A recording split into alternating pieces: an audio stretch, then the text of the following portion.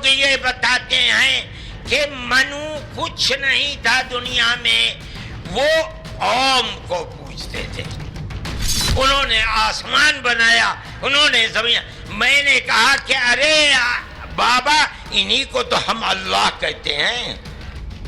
फारसी बोलने वाले खुदा कहते हैं, अंग्रेजी बोलने वाले गॉड कहते हैं। इसका मतलब यह है कि मनु एक अल्लाह। हमने तो मनु की चौखट पर सर रख रखा है, हम कहां घर जाएंगे? हमारा घर कोई नहीं है। जमीयत के मंच से मौलाना अरशद मदनी के इसी बयान पर घमासान छिड़ गया। दिल्ली के रामलीला मैदान में जमीयत उलेमाए हिंद के मंच पर कई धर्मगुरु बैठे थे। जमीयत के अधिवेशन में आखिरी दिन मकसद सद्भावना का संदेश देना था, लेकिन इसी दौरान मौलाना अरशद मदनी ने संघ प्रमुख मोहन भागवत की आलोचना करते हुए ऐसा ज्ञान बांटा जिससे बवाल हो गया।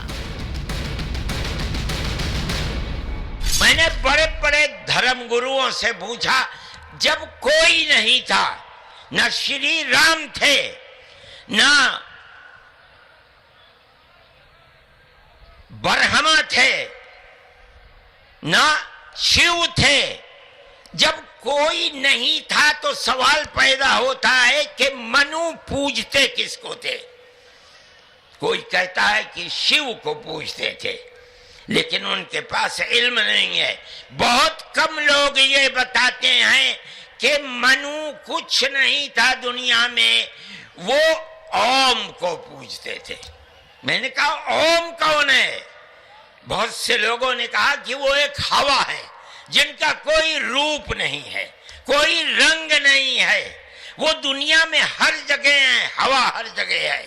उन्होंने आसमान बनाया, उन्होंने जमीन। मैंने कहा कि अरे बाबा, इन्हीं को तो हम अल्लाह कहते हैं, इन्हीं को तो तुम ईश्वर कहते हो, इसी को तो हम अल्लाह कहते हैं।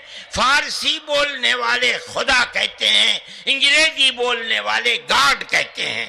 इसका मतलब यह है कि मनु एक अल्लाह, मनु यानी आदम, एक ओम यानी एक अल्लाह को पूजते थे। आज हमको कहते हो घर वापस चलो। अरे बाबा, हमने तो मनु की चौखट पर सर रख रखा है, हम कहां घर जाएंगे? हमारा घर कोई नहीं है। और घुमा फिरा करके ये स्थापित करने की कोशिश की कि सब कुछ वहीं से पैदा हुआ, तो ये बात तर्कसंगत है नहीं, यथार्थ है नहीं, उचित है नहीं। तो मैंने मंच पे खड़े होकर के सभी संतों की ओर से इस बात का खंडन किया। मैंने कहा देखिए, जब हम जोड़ने की बातें करते हैं तो इस तरह का जो है ये वातावरण ठीक नहीं है और ये कोई तर्कसंगत बात है नहीं। मौलाना अरशद मदनी के बयान पर जैन धर्मगुरु लोकेश मुनि ने आपत्ति दर्ज कराई। उनके बयान पर सवाल खड़े किए और नाराजगी इतनी बढ़ गई कि जैन मुनि समेत कई दूसरे धर्मगुरुओं ने जमीयत उलेमाए हिंद का मंच छोड़ दिया। हालांकि मंच से जो बात निकली वो दूर तलक गई और मौलाना मदनी के बयान पर एक नई बहस छिड़ गई। आप इस्लामाबाद में स्वीकार किए हैं, जुम्मा कुछ दिन हो रहे हैं, लेकिन आपके पूर्वज सब सनातनी थे, हिंदू थे।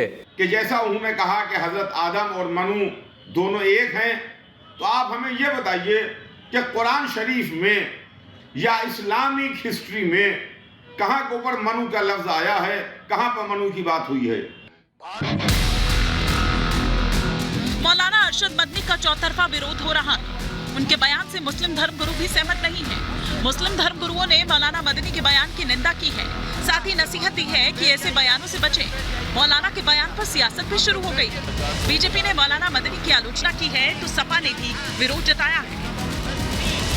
इस्लाम का जन्म ही 1400-1500 साल पहले हुआ और मनु कब हुए तो किसी को पता है क्या? तो कुल मिलाकर भारत का इतिहास ही लाखों वर्षों का है। पहले अल्लाह को कौन जानता था? 1400-1500 साल पहले ये कुरान को कौन जानता था? इस्लाम को कौन जानता था? और भारत के भीतर भी जो ये लोग आए तो निश्चित रूप से जो बाहर से आए और गल्फ से आके हमारे देश के भीतर आके जिस प्रकार से इस्लाम तो हमारे देश में तलवार की नोक के ऊपर आया। देखिए, आदम अलैहिस्सलाम को हम भी मानते हैं, सबसे पहले दुनिया के अंदर आए और सारे मजहब इस बात को मानते हैं। तो हम तो ये बात कह ही रहे हैं कि आदम का ही डीएनए सारे इंसानों में है, वही सारे इंसानों के फादर हैं। तो इसमें किसी ने, मैं तो समझता नहीं कि ये गलत बात कही हो। डीएनए तो सबका, पूरी दुनिया के इंसानों का एक है और आदम से लिंक्ड है।